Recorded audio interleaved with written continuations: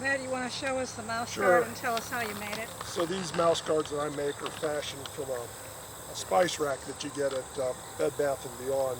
The reason I was looking for that is this distance is 3/8 of an inch.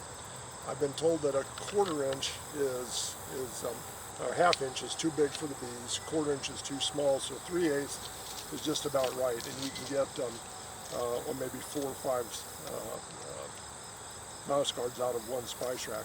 I fashion these so that they sit in front of the opening. The reason I do that is when I first started out and went to do the oxalic acid treatment in the fall, a lot of times that entrance reducer was so glued in that I couldn't get it out.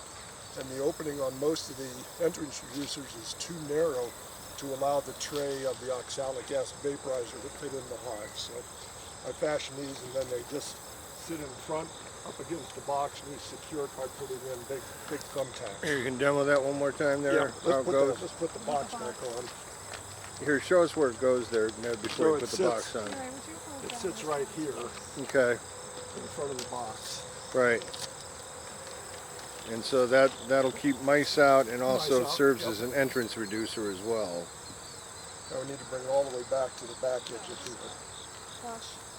When Keep do going. we switch the screen bottom board to the solid bottom board? I leave mine screened all winter long. Yeah, we keep them screened. If you, And then you put in a sliding board. so what I do is I cut up old political signs, the plastic ones, the corrugated ones, and then just slide them in underneath there. They don't have to be up there tight or nothing. And I also use it, Just as a block? huh? Just like a block? It just keeps the wind from getting in there and stuff. And now I'll also use that when I go to use oxalic acid vapor. So rather than going through the front entrance, I go ahead and vaporize them from the bottom if it's got a screen bottom. Oh. And then it gets all up in there. Now, nukes typically have a solid bottom. Correct.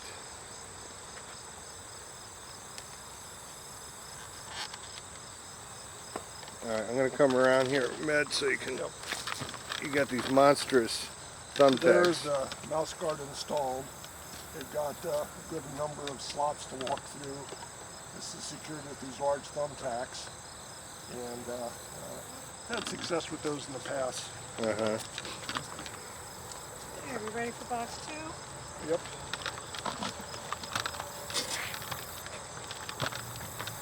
So the presentation last night that we had at the COBA meeting was by Barb Letcher, and she talked about small hive beetles.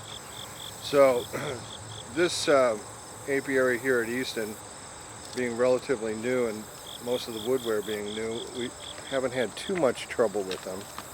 In fact, we haven't really seen any today in this hive. But in our hive at home, we have quite a few. Our woodware is a little bit older. So they are a pest. You got to pay attention on how to get rid of them. There are various ways of trapping them. Speaking of which, do we want to put this back in? So we're going to put in, Barb talked about those type of traps, the one that Mike has here. And what she was saying is you got to get them close to where the brood box is. So don't put them all the way in the top, put them there. So this is box 3. Right. Standard CD or the slim CD. The either slim. one of them will work. Yeah. The slim one works a little bit better. And here in the center, we put a little dab of pollen patty. The hive beetles are attracted to pollen patties.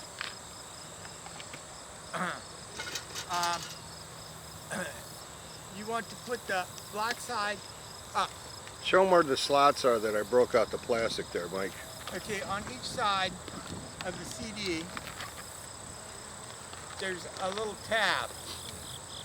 And you need to break the little tab so that the hive beetle can get inside. Oh, we're going to leave that one off, correct? Yeah. Go ahead and put the the inner cover on too. Oh, we're not going to feed this one now. Is there a reason to feed it? Yeah, I we just are wanted gonna to feed it. show what Well, just show. Oh, I let's see. show I this one see. real Go ahead quick. and put that on here for now, and I'll show. What I do is I put these right there on the inner cover. You put it back side up. They like it really dark. You can go right here on the frames. Also, they like it in the corner. Does it need to be by the brood? No, because the hive beetle doesn't care about the brood like the varroa mite does. The hive beetle likes to be anywhere in the hive. And the reason why I put it on the top at the easiest place to get to is you need to change these out about every 3 days. And when I have them up on the inner cover, I just have to remove the outer cover, grab it. You throw these in a plastic bag and throw another one on. Then you take the one in the plastic bag, throw it in the freezer for a couple of days, and then swap them out again. The reason why I like the CD cases like this is you can use them over and over and over again. Unlike some of the other treatments where you use the Swiffer pads or microfiber stuff, when they get full, you have to throw them away and get new. With the CD cases, you can use them over and over again until the bees propolis them so much you can't use them. And you said there's a little pollen patty in there. Yes, Just a little dab. Just a little bait. Yep. a little bait. Yep. So they chase them in there and then they get stuck? No, they crawl in there on their own trying to get that pollen patty. Oh, That's why you put the pollen patty in and there. then you take them out in 3 days and then... And quickly, you have to take them out quickly. Yeah, take them out quick, pop them in a Ziploc bag, zip it up, throw it in the freezer. So they're not dead when you extract them No, from the No. hive? but they No. will be after you put them in the freezer. That's why you put them in the freezer. You kill them All right. there. Want a feeder on there, Mike? Well, let's discuss this real quick. There's no food in here. You all just this- started to bring out some nectar. All but, this wax is pulled out, ready to go. This is a nice, strong hive. My opinion is we leave the fourth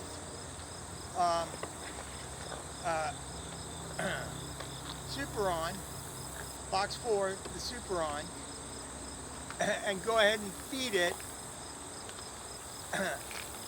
By doing that, we can never extract these as honey, but we mark this hive for splitting in the spring.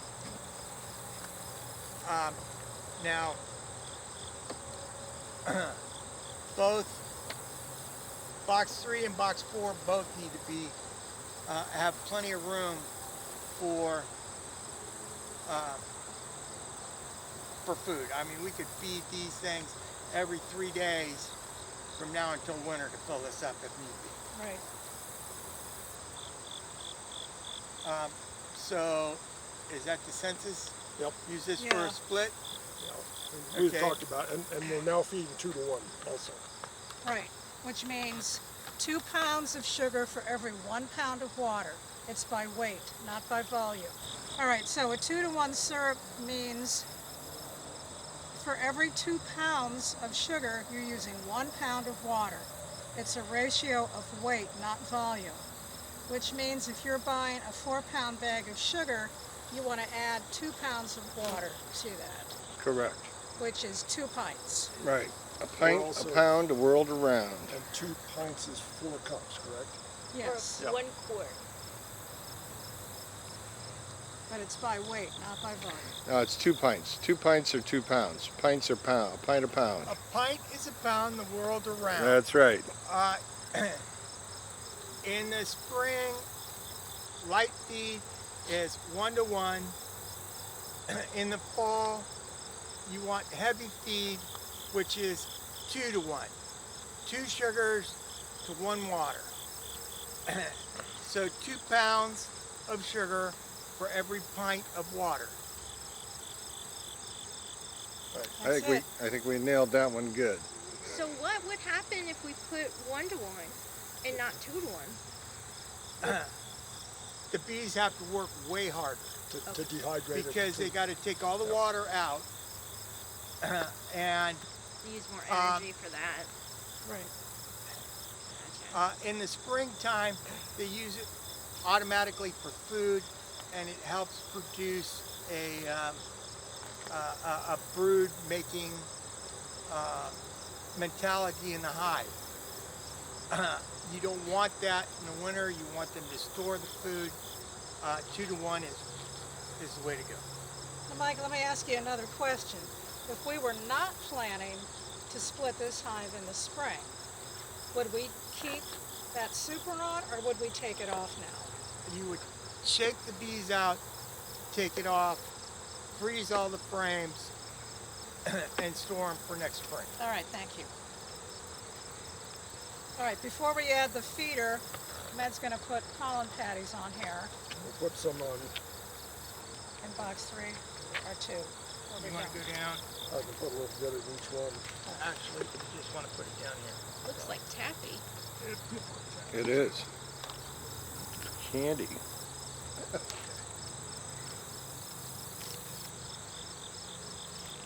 You want any on the top of this one? No. You want some? All the brood is going to be down in the bottom Okay. bottom So that's boxes. it. Okay. So we just put pollen between boxes 2 and 3. All right, and You now ready for the feeder? Yes. Okay.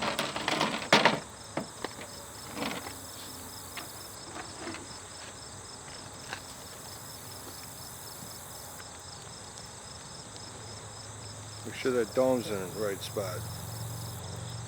Ready?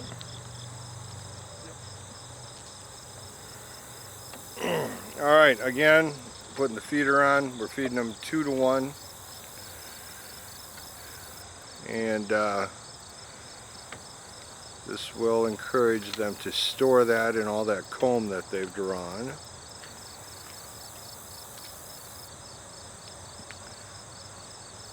How full do you want this? This is such a Just nice as full hive. as you can get it. Put both of these.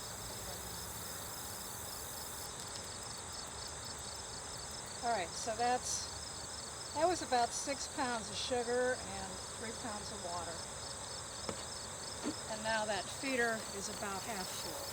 Now this feeder also has some cinnamon powder in the top that we put in several weeks ago to inhibit ants from going up in there. And don't let anybody else tell you, it works.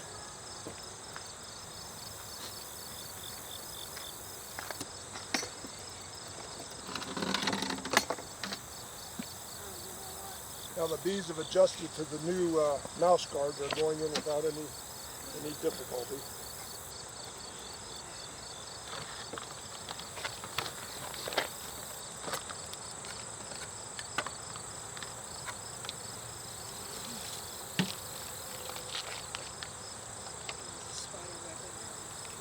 They are down there checking it out there, Med. Look at them. Yeah, is it? Okay. They're going, hey, what is this? It looks good. It looks good. Yep, as long as we can get in and out, we're good. Still so calm. All right, when you put the feeder on, make sure you have your inner cover off. All right, here's the inner If cover. you have your inner cover on, bees will get in, wasps will get in. None of the bees go up in there for this type of feeder we have. It is completely sealed. It is one more thing you just need to take back in and put away while the feeder's on. All right, guys, anything else for this week? Well, that was a long session, but we have a lot of prep for fall. So take advantage of the information. Ask any of us questions if you have them. Thanks for watching.